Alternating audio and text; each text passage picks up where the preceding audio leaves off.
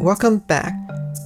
Today we'll be continuing the reading of Bug Guy, my novel about the giant bug from Kafka's The Metamorphosis becoming an influencer. Chapter 9. Money Can't Bug Me, Love. We were awoken at about 5:30 a.m. by a knocking sound. Ellen turned in bed and mumbled, "Can you see what's making that noise?" I felt too tired to get out of bed so early, so I said, "I have a busy day ahead. I need to sleep some more. Go check for yourself if you want to know what's making that noise." Ellen grumbled, lumbered out of bed, and headed down the hallway. Not a moment later, she ran back into our boudoir, turned on the lights, and said, Something really weird happened to your mom." From the tone of Evelyn's voice and the mortified expression she wore, I immediately knew something was wrong. So I scampered out of bed and followed her into Mom's room, where on Mom's bed I saw a clam the size of a mini fridge.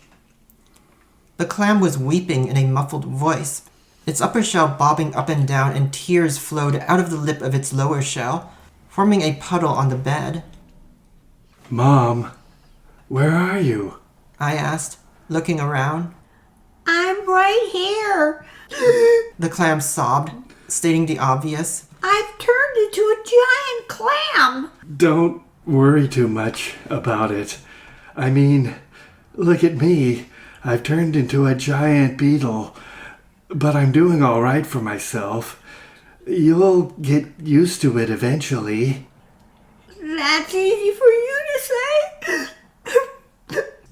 You were a man before you turned into a giant bug, but I have lots of cute dresses and sweaters and will no longer fit me. Can you imagine how embarrassing it will be to show up at a party in this ugly shell?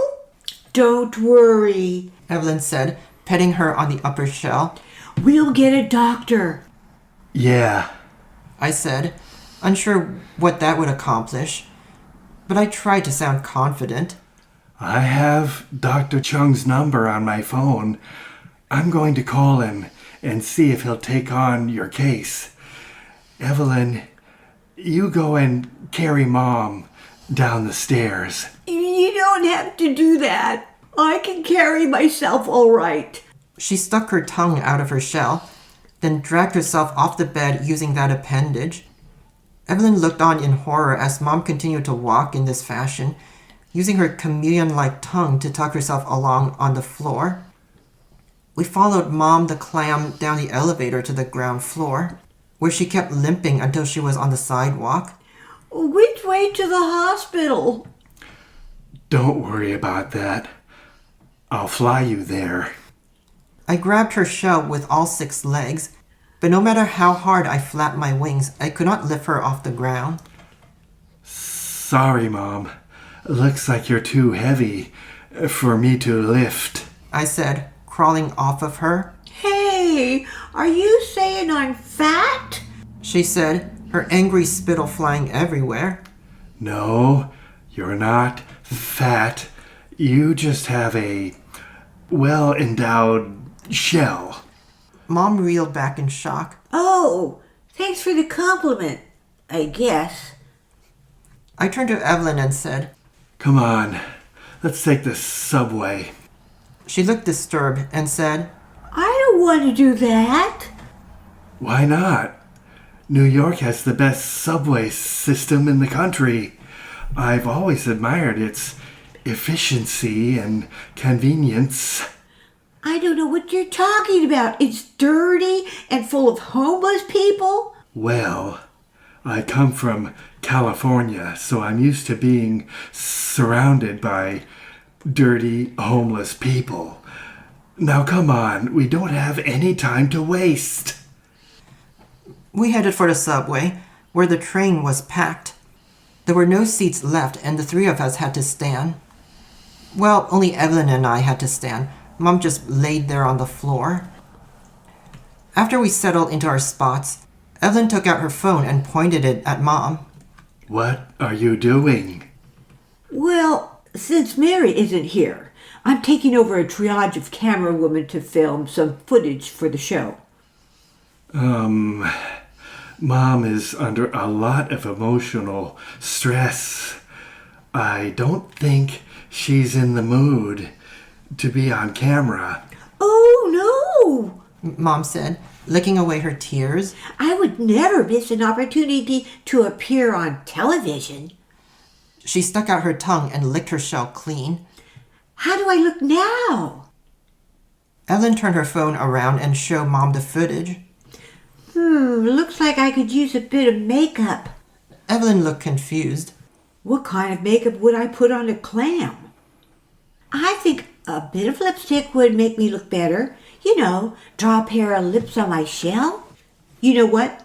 Let me use a lip liner instead. I think it will work better on shell. Evelyn knelt down and drew a pair of lips on the part of Mom's shell where the two halves met, all the while holding her phone out at arm's length to record herself doing so. My shell looks a little dull. Do you have car wax, like the kind Mary uses on Greg, to make me look shiny? Evelyn went through her pockets and said, I don't carry car wax with me, but I do have lip balm, which will do essentially the same thing. After Evelyn buffs Mom's shell to a glossy finish, Mom looked at the video of herself and said, There's still something missing. If only I had an accessory to go with this look. Mom tapped the foot of a woman standing next to her and asked, Excuse me, ma'am. May I borrow your sunglasses?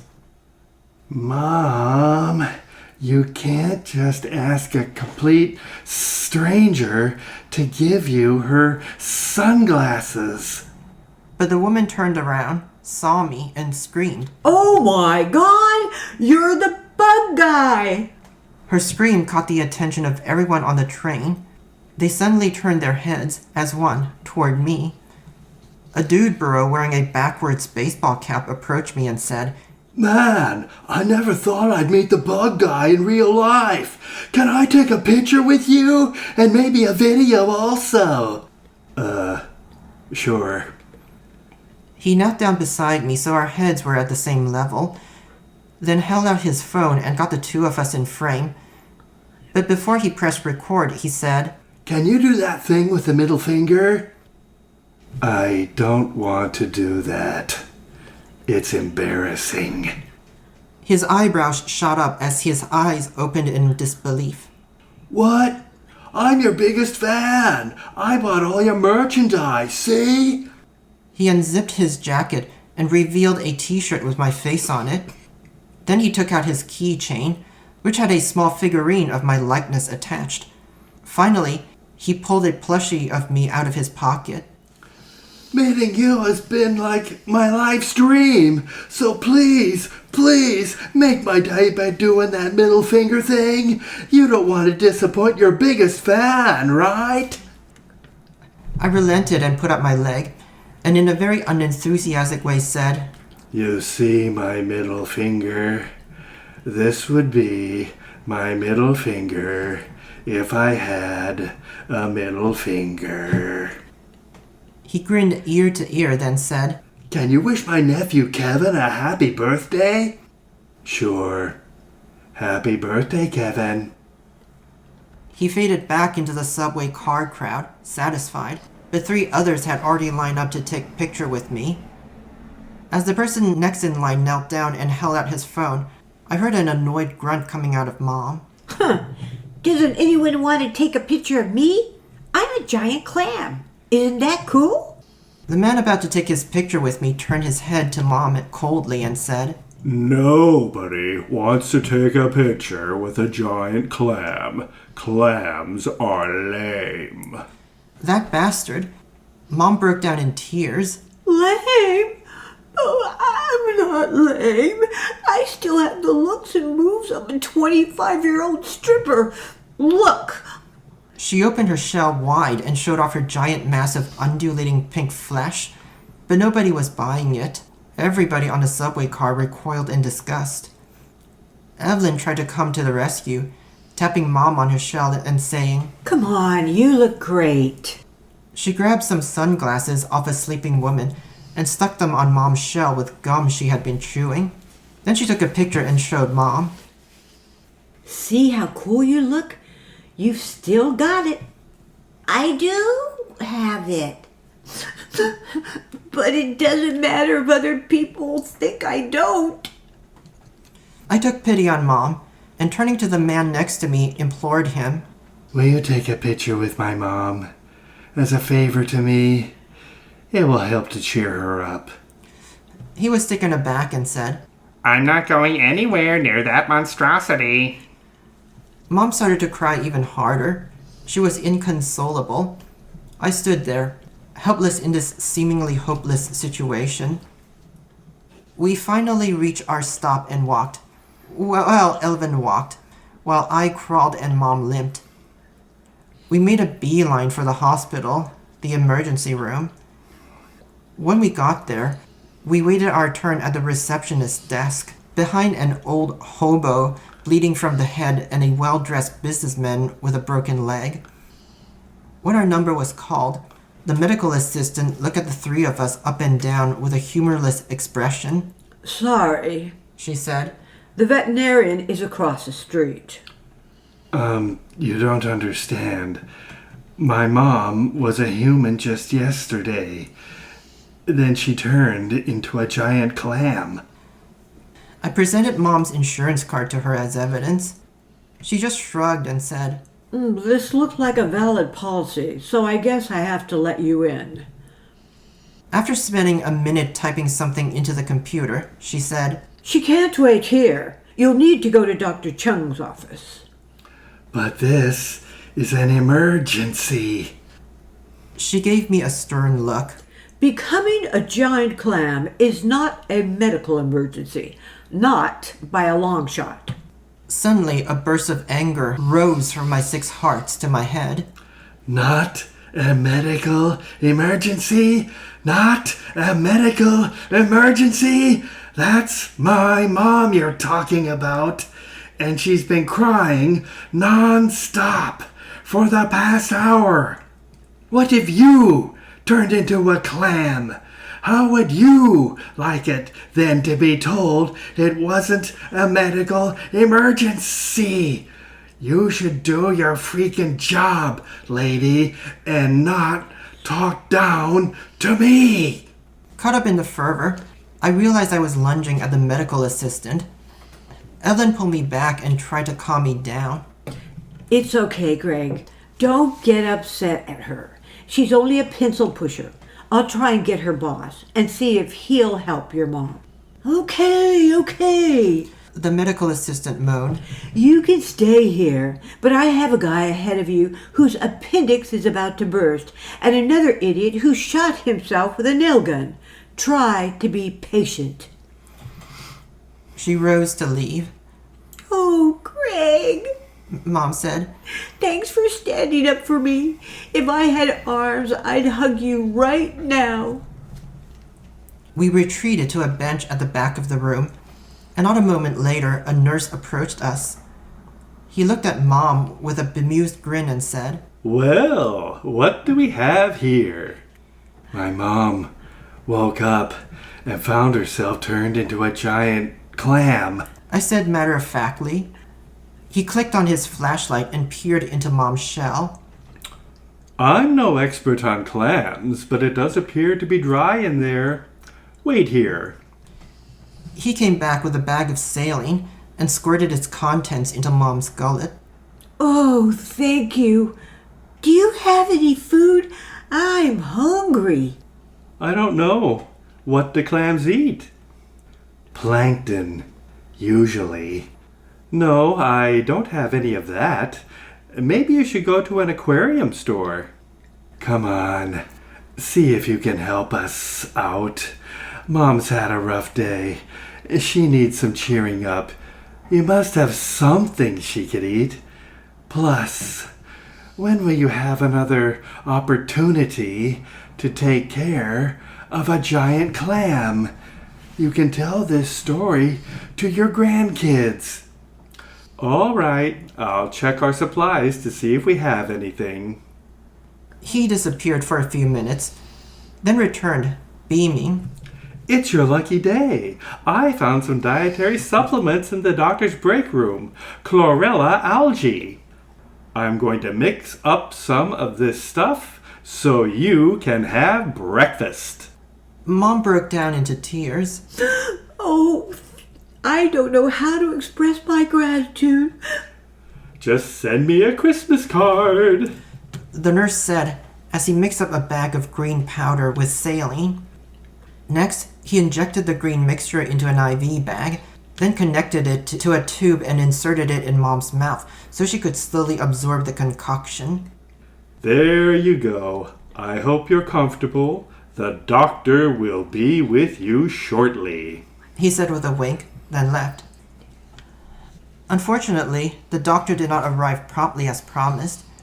In fact, we waited for hours. Evelyn eventually got bored and whipped out her phone to listen to some music. Mom glanced over at her phone, reading her playlist. You listen to Katy Perry? Mom said. Yeah, Evelyn smiled. I've been a fan forever, since I was 14. How can you endure that woman's voice? She sounds like a dying garbage disposal. Mom always was opinionated. Evelyn seemed frightened by Mom's reaction. She looked like a deer being stalked by a wolf. I tried to play the diplomat, saying, It's okay, Mom. You shouldn't get bent out of shape about Katy Perry, especially not at my girlfriend. No, I won't stand for this. You need to listen to some real music, like Lady Gaga. Evelyn was so afraid of Mom, she switched over her playlist to Gaga. I groaned in embarrassment. I'm sorry that Mom is acting like this. She's just throwing a tantrum because she has a feud with Katy Perry. Evelyn furrowed her eyebrows and said to Mom, Really? You have a feud with Katy Perry? Mom nodded. Yeah. It goes back to when I tried to have a career as a singer. I started a girl group with two of my friends. We called ourselves the Spy Girls. We were modeling ourselves on the Spice Girls, of course, but with a more James Bondish theme. Oh, that sounds exciting. It was. We performed at local clubs and bars and got a small but dedicated following. After a few years of being a small and scruffy band, we got a break when we were invited to be on the David Letterman show. This is it, we thought. We'll reach a national audience and maybe even become the certified red carpet stars. We practiced and practiced and planned to make sure everything went smoothly. But on the day of our scheduled appearance on Letterman, disaster struck. Our DJ couldn't make it. He'd been stolen from beneath our noses by Katy Perry. She hired him to work for her tour. We had to find a replacement on short notice, but he didn't know anything. He came in at the wrong time, played the wrong tracks, and was generally a disaster. It was humiliating. The in-studio audience laughed at us. We were ripped apart by the critics, and Katy Perry went on to have her most successful tour ever. Oh, I'm sorry. That's terrible. Thank you.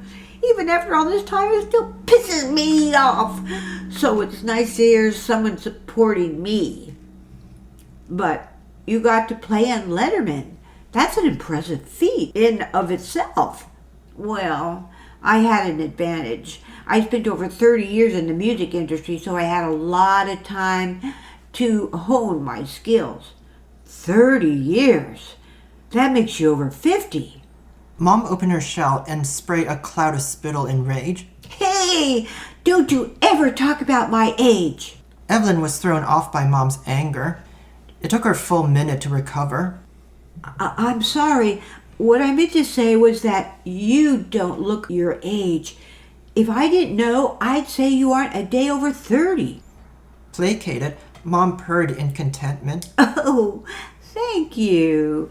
You want to know the secret to graceful aging? Good diet and proper hydration. That and Botox. I muttered under my breath. Mom turned toward me and huffed. Why do you always have to undermine me? I don't want Evelyn to have unrealistic expectations about what she's going to look like as she ages. Plus, there's nothing wrong with Botox. Lots of people use it. It's fine. People get too hung up on whatever their look is, natural or not. But that's never the point. Nothing is natural, and also everything is natural. What matters is if it's safe and if it works. Why are you bringing in your philosophy here? Are you purposefully trying to make me feel bad? Mom, I'm not trying to make you feel bad. It's just that you often haven't thought things out well enough. I haven't thought things out well enough. Why, you... Oh, shut up.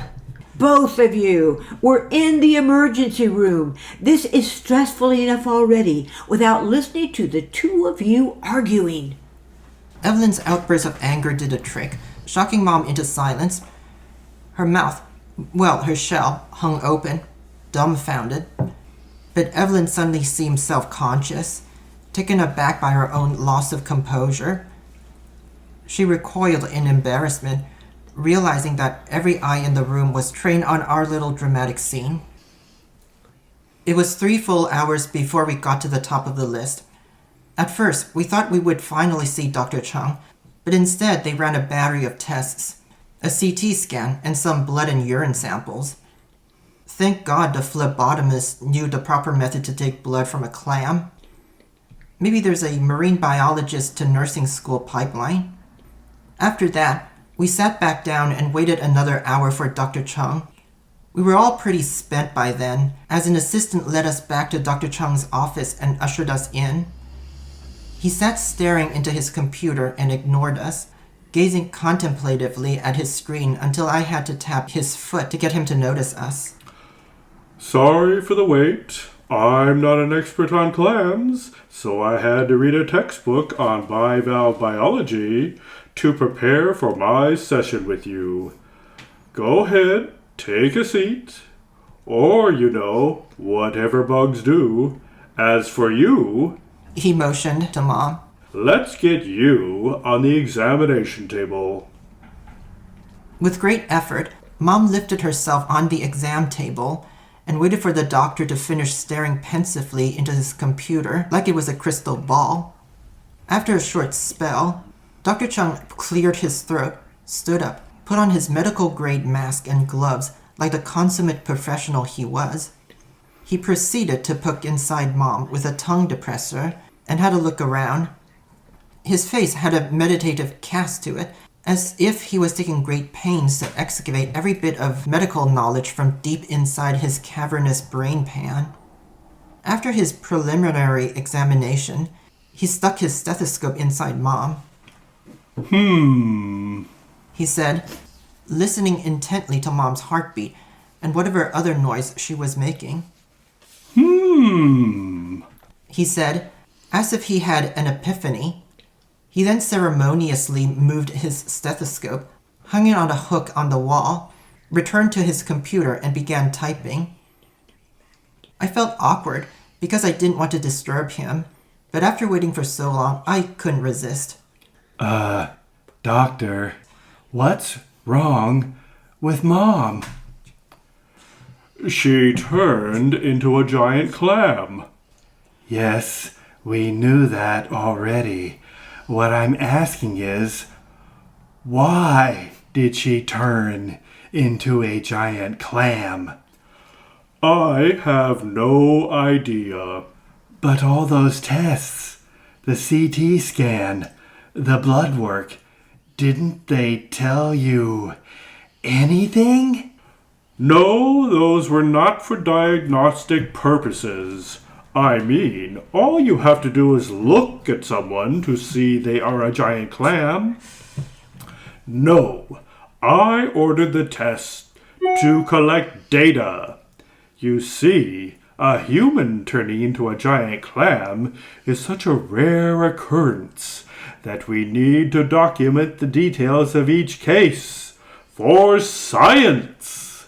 And then, of course, there's a possible genetic component. Not to put too fine a point on it, but a son becoming a giant bug and a mother becoming a giant clam. If that's a coincidence, it's some coincidence.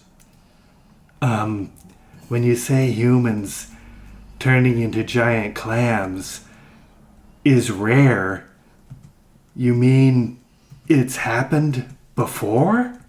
He nodded. Recently, there has been an outbreak of people turning into giant clams.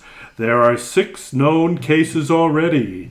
It's been hushed up for obvious reasons. We have no idea what's causing this condition.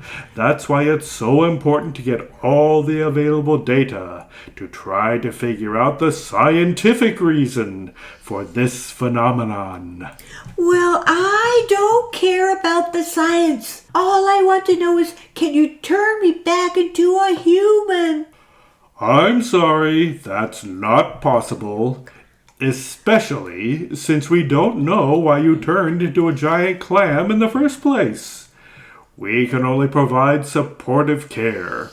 That consists of keeping you well hydrated, preferably in a bathtub or an aquarium. You need to adjust the salinity level to make sure it's appropriate for a marine mollusk, and to get fed the appropriate food, like algae. Mom was rattled. She sprayed a cloud of spittle from her shell and said incredulously, That's it? That's all you got? Put me in an aquarium for the rest of my life? You can come out of the aquarium for short periods of time. But look on the bright side. It's going to be a very long life you'll be enjoying. You turned into an ocean quahog, a species of clam known to live for more than 500 years. Mom burst into tears. 500 years as a clam? I'd rather be chowder. I exhale a long breath out of my spiracles and turn to Evelyn, discouraged. Come on. Let's take Mom back home. On our way, we stopped by the pet shop. Not only did we get Mom some sea salt, but also an aeration pump, a water filtration system, and some seaweed, so she had something pretty to look at. We also swung by a health food store, where we bought her some spirulina so she wouldn't go hungry. And that concludes part 1 of chapter 9 of Bug Guy. I would like to thank my friends Edie Matthews and David Strom for reading along with me. If you enjoyed this reading, then I would suggest you check out the paperback version of my book, down at the link below.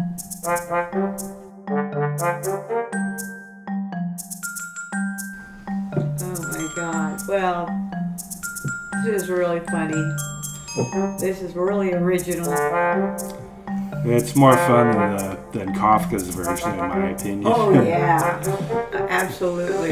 Kafka's story was just getting more and more depressing until the guy dies. I keep saying, that's not what you want to give to a high school kid. Well, it was... Give the trial, Yeah. where the guy's accused of the crime and he doesn't know what it is. Yeah. Because I don't know one high school guy who hasn't said, What I do? What I do? Yeah. I don't know what I do. What I do? What I do?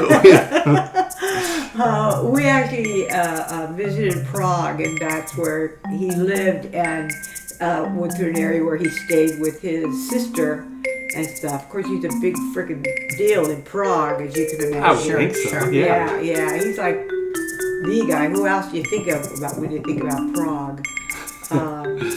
Yeah, that's a great place to visit. It's such a pretty city.